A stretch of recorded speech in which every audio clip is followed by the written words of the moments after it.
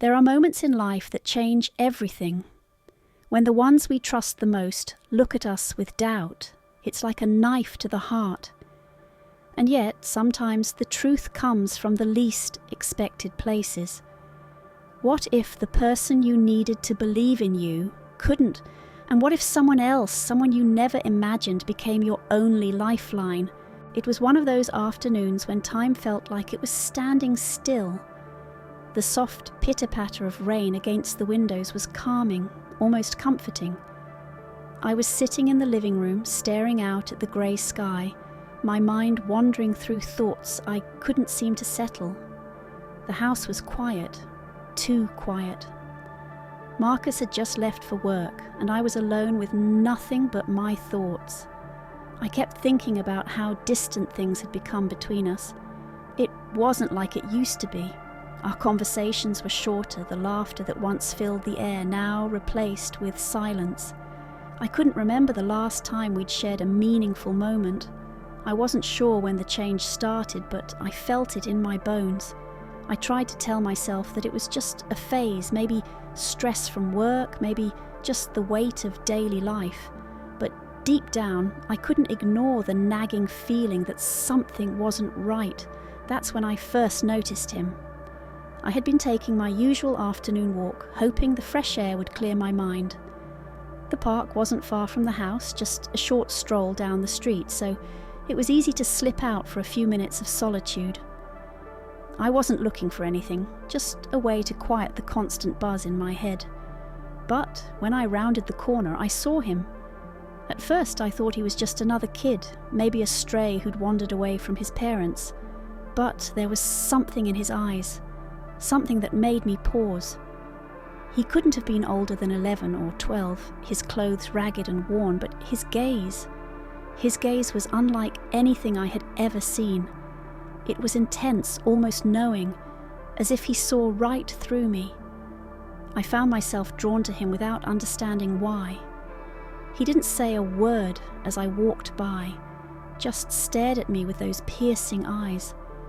Something about it made my heart beat faster, an unfamiliar mix of unease and curiosity. I quickly brushed it off as my imagination getting the best of me. But as I continued walking, I couldn't shake the feeling that I was being watched. For the next few days, I began to see him more often, always at the same park, always standing in the same spot, watching. I couldn't understand why he kept appearing. It wasn't like he was following me, but I couldn't deny the strange coincidence. Each time I saw him, my heart would race, and I'd hurry to move along. But no matter how quickly I tried to leave, I felt like something was pulling me back. Like there was something he wanted to tell me but couldn't. I wasn't sure why, but every time I tried to brush it off, I knew deep down that I couldn't ignore him. Something about this boy, Kofi, felt important. It wasn't long before I mentioned him to Marcus. I wasn't sure how to explain the growing sense of unease I felt whenever I saw him. But I had to try. I needed to talk to someone, and Marcus, being my husband, was the first person I turned to. I told him about the boy, about how I kept seeing him at the park, and how unsettling it all felt. But Marcus just looked at me with that half smile, the one he always wore when he thought I was overthinking. "Maybe you're just imagining things," he said, dismissing it with a wave. "It's probably just some kid out there.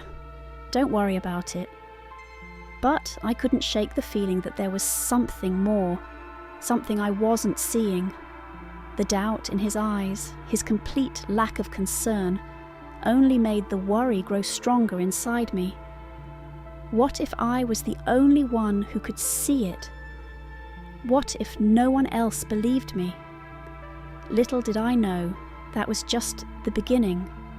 The boy, Kofi, wouldn't stay in the background for long, and soon nothing in my life would feel safe again. The days that followed blurred together in a whirlwind of strange encounters. The more I tried to ignore Kofi, the more he seemed to appear. At first, I told myself it was just coincidence. a child playing in the park passing by my street. But soon I couldn't deny it. He was there every time, always watching, always waiting. I'd wake up in the morning to find him standing at the end of our driveway, his eyes following my every move. When I'd leave for the store, I'd spot him sitting on the curb, staring in my direction as though he knew exactly when I would walk by. Sometimes it felt like he was just there in the corner of my vision, no matter where I went. I tried to tell myself it wasn't that strange. After all, kids wandered around, didn't they? But something about Kofi's presence felt different.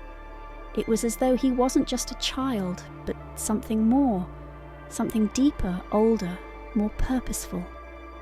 I tried to brush it off. Maybe he was just lonely, I thought. Maybe his family didn't take care of him, and he found comfort in watching me, a stranger who had shown him a little kindness.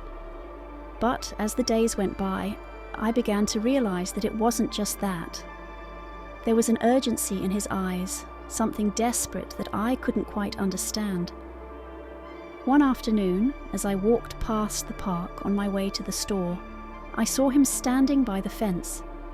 This time he wasn't just watching me from a distance, he was looking directly at me, his expression serious and focused. He didn't move, he just stood there waiting for me to approach. And I did. Against every instinct telling me to walk away, I found myself stepping closer to him. "Are you okay?" I asked softly, not sure what to expect. He didn't answer right away. Instead, he just stared at me for a long moment, as if weighing whether or not he should speak. Finally, he shook his head, his eyes filled with an emotion I couldn't place.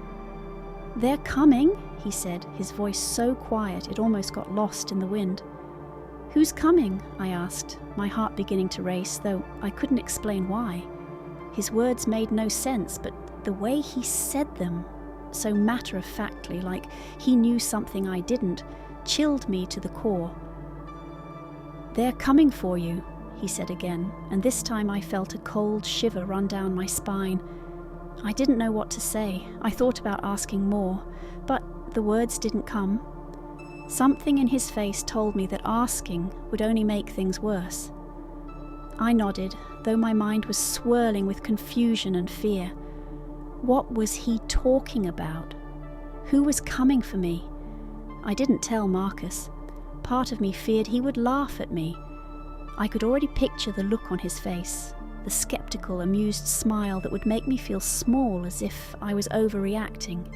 He'd tell me to stop worrying about some random kid and focus on our life together. But I couldn't ignore it.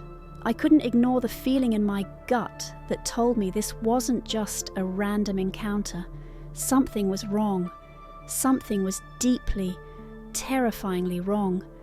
The next day, Kofi was gone. For the first time in what felt like forever, I didn't see him standing outside, didn't see him by the park. I searched the neighborhood, hoping to find him, but he was nowhere. My heart sank. Had I imagined it all? Was I losing my mind? I told myself that I was just being paranoid, but the emptiness I felt in his absence wasn't something I could easily dismiss. It was like a piece of the puzzle was missing, and without it, I couldn't see the full picture. That night, as I lay in bed, I couldn't shake the feeling that something had shifted, that Kofi's warning, however cryptic, was important. And as much as I wanted to forget it and go back to my normal life, something told me I couldn't. And then the knocking started. It was faint at first, just a soft tap against the door in the middle of the night. I thought it was my imagination, maybe the wind or the house settling. But the knocks grew louder, more insistent, until I couldn't ignore them any longer. I got up, heart pounding, and walked cautiously toward the door. My mind raced with possibilities. Was it Kofi back again? Was someone else there? I opened the door slowly, my breath catching in my throat. Nothing, just the empty night. I was about to close it when I noticed something strange. A small piece of paper, crumpled and tucked under the doorframe. My hands trembled as I picked it up and unfolded it. In jagged handwriting it read, "They're closer than you think." I stared at the words, my heart sinking. This wasn't just some child playing games. Something was happening. Something I couldn't ignore any longer. And I couldn't help but wonder, was Kofi trying to warn me about what was coming? The following days felt like a slow unraveling, a creeping tension building up in the corners of my life. The unease I'd been pushing away for so long now gripped me in full force. I tried to ignore the signs, telling myself it was just my imagination, that I was being overly paranoid. But the strange feeling in my chest wouldn't go away. Every time I walked down the street, I half expected to see Kofi waiting for me, his eyes full of that same knowing gaze. Every creak of the floorboards in the middle of the night, every rustling of leaves outside made my skin crawl. Something was coming, I could feel it. And Marcus, he just didn't get it. I tried to tell him, I tried so hard to make him understand, but every time I brought it up, it was like I was speaking a different language. He looked at me with that same disinterested gaze. His words were always the same. "You're imagining things. You're just stressed out. Stop overthinking." He never took me seriously, and each time it made me feel smaller, more isolated. I needed him to see what I was seeing, to feel what I was feeling. But how could I explain it when he was so adamant about dismissing it all? How could I make him see that there was something dark closing in on us? Something I couldn't quite understand, but could feel deep inside me. One evening, I decided to try again. Maybe if I told him everything, the boy, the warning, the feeling in my gut, he would finally listen. I sat him down after dinner, my heart racing as I spoke.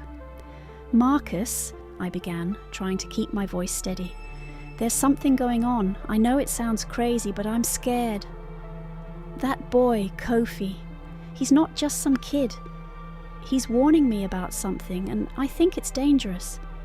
He looked at me for a long time, the silence between us thick and uncomfortable, his brow furrowed, and I thought for a moment that maybe he would finally see the truth in my eyes. But then he just sighed.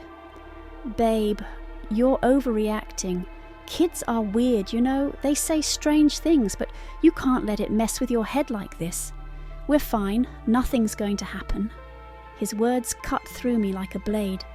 The more he said, the more I felt like I was losing him, like I was losing everything. I could see the doubt in his eyes, the complete lack of belief. I wasn't sure if I was more hurt by his refusal to believe me, or by the fact that he didn't even try to understand. "I'm not overreacting," I insisted, my voice breaking. "Something's coming and I can feel it. Please, just listen to me. I don't know what it is, but I can't ignore it." Marcus stared at me, his face hardening. "You're scaring yourself for no reason. I don't know what's gotten into you lately, but we need to get back to normal." I stood up, too overwhelmed by emotion to keep talking. I didn't know what hurt more, the disbelief in his voice or the way his words made me feel so alone. That night, after another fruitless attempt to get through to Marcus, I took a walk. The cool air bit at my skin, but it was a welcome distraction from the chaos in my mind. I walked the familiar route to the park, hoping that the quiet of the empty streets would give me some peace, if only for a moment. And then I saw him. Kofi was standing at the park's edge, as always, his dark figure almost blending in with the shadows of the night. But tonight there was something different in his eyes, something urgent, something desperate. He didn't wait for me to approach him. He was already moving toward me, his small form running through the darkened street.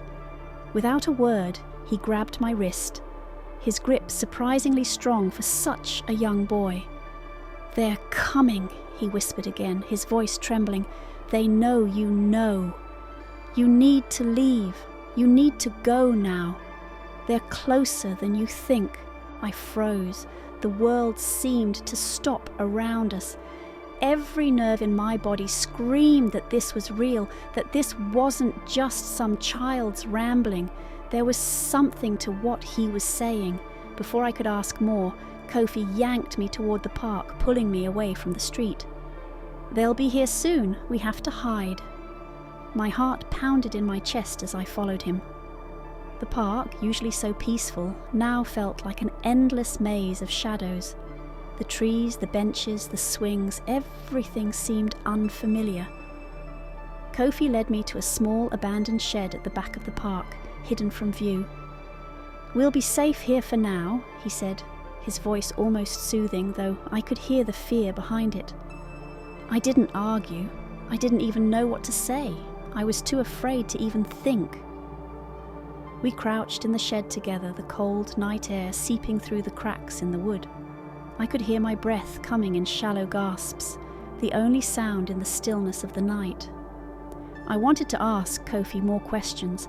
I wanted to know who they were, what was happening, why none of this made sense. But as I looked at his face, so young yet filled with such intensity, I realized that he didn't have all the answers either. He was just as scared as I was. "Why me?" I finally asked, my voice barely above a whisper. Kofi didn't answer right away. Instead, he stared into the dark, his eyes wide, as if he could sense something coming. "They don't just come for anyone," he said, his voice shaking. "They come for the ones who know too much. You're in danger." And that's when it hit me. Kofi wasn't just trying to protect me from something he couldn't understand. He was trying to protect me from something he knew all too well. And whatever was coming, whatever was out there, it was closer than we thought. The night stretched on in eerie silence, broken only by the occasional rustle of leaves in the breeze. I sat next to Kofi in the dark shed, my mind racing with questions that had no answers. Every part of me wanted to scream, to demand an explanation. But the look in Kofi's eyes, the fear, the urgency kept me quiet. He knew more than I did, and for the first time I realized just how much I didn't understand. I glanced over at him, watching as he shifted uneasily, eyes darting toward the trees at the edge of the park. His small frame seemed so out of place in the darkness, like a child caught in a storm much bigger than he was. But his resolve was something I couldn't ignore. Despite everything, despite his fear, he was determined to protect me. And that realization made the fear inside me grow stronger. "What's coming, Kofi?" I asked, my voice barely above a whisper. "Who are they?" He turned to look at me, his expression darkening. "I don't know their names," he said, his voice trembling, "but I know they're not human. They can smell fear. They can sense it from far away, and once they find you, it's too late." I felt a chill run through me. My mind screamed for logic, for rational explanations, but I couldn't shake the feeling that what Kofi was saying wasn't just a story. There was something in the air, something pressing against the walls of the shed, something that told me to stay quiet, stay hidden. "The first time they came for me, I didn't know what they were," Kofi continued, his voice barely audible. "I thought they were just people, just regular people, but they're not. They have a way of making you feel like you're not in control, like they know everything about you, your thoughts, your fears, your weaknesses. They make you feel small." His words sent a shiver down my spine.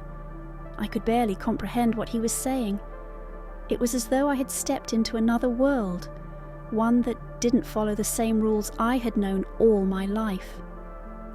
I glanced at the door of the shed, half expecting someone, or something, to burst through at any moment. But the night remained still, too still, as if the world was holding its breath. I could hear my heartbeat thudding loud in my chest, and my hands were shaking as I clutched them together in my lap. "But why me?" I asked again. The question that had been gnawing at my mind since the very first time I saw Kofi. Why am I the one they're after? I haven't done anything. Kofi hesitated before answering. It's not about what you've done. It's about what you know, what you've seen. They don't want you to remember. They don't want you to know the truth. And once you start remembering, once you start seeing them for what they really are, it's too late. The weight of his words hit me like a physical blow. The truth? What truth? What was Kofi talking about? My mind raced, desperate for clarity, but the more I thought, the more lost I became. Suddenly I heard it, a soft thud, followed by the unmistakable sound of something dragging along the ground. My heart stopped in my chest. Kofi froze beside me, his eyes wide with terror. "They've found us," he whispered, his voice strained with panic. "We have to go. Now." Before I could respond, he was already standing, pulling me to my feet with surprising strength. I tried to pull away, but his grip was firm, insistent. His eyes were frantic now, darting from the door to the shadows outside. There was no time to think, no time to question. I followed him as he dragged me out of the shed, into the darkness of the park. My mind was spinning. I could hear the noises getting closer, feel the air growing thicker, heavier. It was as if the entire world had shifted, like we had crossed some invisible line that we couldn't undo. The normal rules of the world, safety, security, control, no longer applied, and I had no idea what to do. "We need to get to the alley," Kofi said, his voice low and urgent. "It's the only place they won't find us. They can't see us in the dark." I didn't ask any more questions. I couldn't. My breath was coming in sharp gasps as we sprinted through the park, my feet barely touching the ground. The noise was getting louder, closer. I could hear the faintest whispering, like voices too far away to make out, but still too close for comfort. And then I saw them. In the distance, emerging from the shadows of the trees, were figures, tall, dark shapes that seemed to blur into the night itself. They weren't fully human, I could tell that much. There was something wrong about them, too still, too silent, too unnatural. My stomach lurched as I tried to make sense of what I was seeing. Were they real? Were they just a trick of my eyes? Or were they something else entirely? "Keep running," Kofi urged, his hand gripping mine even tighter as he pulled me toward the alley. "Don't stop. Don't look back." But I couldn't help it. Something in me wanted to turn, to see them fully, to understand what I was running from. And as I did, my heart nearly stopped. The figures were getting closer, closer than I ever thought possible. They didn't move like people, they glided, almost floating above the ground, their faces hidden in the shadows. But there was one thing I could see clearly: their eyes. Their eyes were glowing, bright, unnatural, burning with a hunger that made my blood run cold. "Run!" Kofi screamed again, snapping me back to the moment. I didn't need another reminder. I ran with everything I had, the world around me blurring into a whirlwind of darkness and fear. Kofi led the way, his small form moving with purpose, with knowledge of this world I didn't even understand. And all I could think was, we weren't safe yet, and maybe we never would be again. The alley stretched before us, its narrow passageway offering a brief sense of shelter, a faint glimmer of safety in the suffocating darkness. Kofi didn't stop running, his pace unyielding, his grip on my hand stronger than ever. I tried to match his speed, my breath coming in ragged bursts, but I could feel the weight of the world on my shoulders, something ominous, something I couldn't outrun. My legs burned with exhaustion, but I couldn't afford to stop, not now. Behind us, the sounds of the shadows were growing louder, faint whispers that seemed to echo from every direction. It wasn't just the figures anymore, it was the presence of them, the feeling of being hunted, of being watched from every corner of the night. The air was thick, heavy with the kind of fear that clung to you, that made your heart race even when you couldn't see the threat. "We're almost there," Kofi said, his voice strained but filled with a quiet urgency. His eyes flicked over his shoulder, scanning the dark street behind us as we ran. Just a little further. A cold wave of dread washed over me. Where were we going? My mind screamed for answers, but I couldn't form the questions fast enough. The alleyway twisted up ahead, and in the distance I saw a faint glow, flickering as though from a far-off street lamp. Kofi's steps didn't falter. He knew exactly where he was going, but I had no idea. I dared to glance back over my shoulder, but the moment I did, I regretted it. The figures were closer now, so much closer, their eyes glowing brighter with each step. I could see them more clearly now, tall, shadowy forms that moved unnaturally, their limbs contorted in strange, unsettling angles. There was no mistaking it now. They were real. They were here. The air felt suffocating. My heart hammered in my chest, drowning out everything else. My legs screamed for rest, but there was no time for that.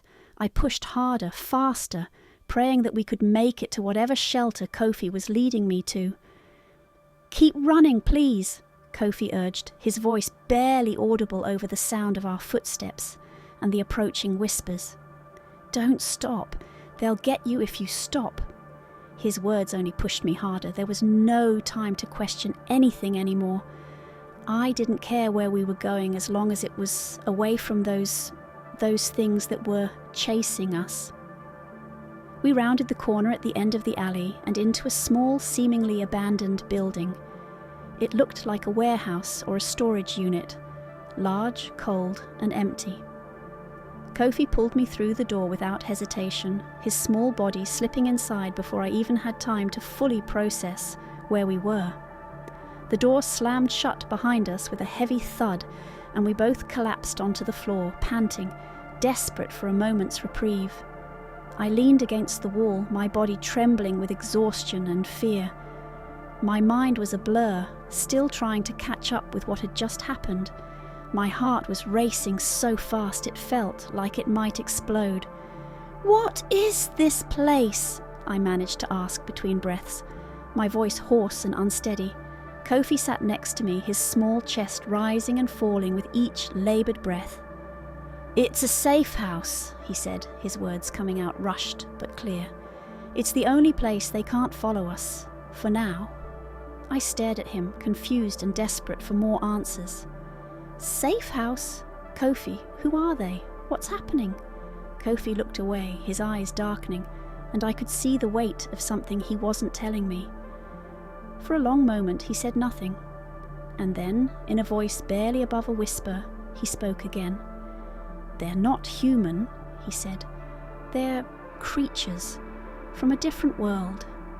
They feed off of fear. They feed off of the unknown. And the more they can make you afraid, the stronger they get. They know when you're vulnerable, when you're scared, and that's when they strike." The cold dread that had been gnawing at my insides grew stronger as I listened to him. "How do you know all of this?" I asked, my voice trembling. "How do you know they're coming for me? Why me?" Kofi's eyes met mine, and for the first time I saw a flicker of something deeper in them, a sadness, an understanding that went far beyond his years. "Because I've seen them," he said quietly. "I've seen what they do. They've been after me for a long time. They've been after anyone who knows the truth, anyone who can see them for what they really are. And now they're after you, because you saw me. You saw the warning." My heart sank. I saw the warning. Kofi had been right all along. The moment I laid eyes on him, something had shifted. The truth had seeped into my bones, into my soul, and now there was no going back. "They've always been here," Kofi continued, his voice growing softer. "They live in the shadows, in the places where the light doesn't reach. And when they come for you, there's no escape. You can run, but they'll always find you. Always. I felt the weight of his words settle heavily on my chest. I couldn't breathe, couldn't think. All I wanted to do was curl up, to block it all out, to pretend none of this was real. But I couldn't. Not anymore. Suddenly there was a noise outside, a faint scraping sound followed by a low hiss. My heart skipped a beat. "They're here," Kofi whispered, his voice full of raw fear. "We have to leave, now." Panic surged through me, and before I knew it, we were on our feet, running again. There was no time to think, no time to wonder what the next step was. All I knew was that we had to keep moving. And as we ran into the night once more, with the whispers growing louder and the shadows closing in, I realized something terrifying. We weren't just running from the creatures, we were running from the truth itself. The truth about what they were and what they wanted. And I had no idea how long I could keep running before the truth finally caught up with me. But for now, all I could do was run. Sometimes the truth comes from the most unexpected places. Don't let doubt keep you from seeing what's right in front of you. Stay aware. Watch till the end.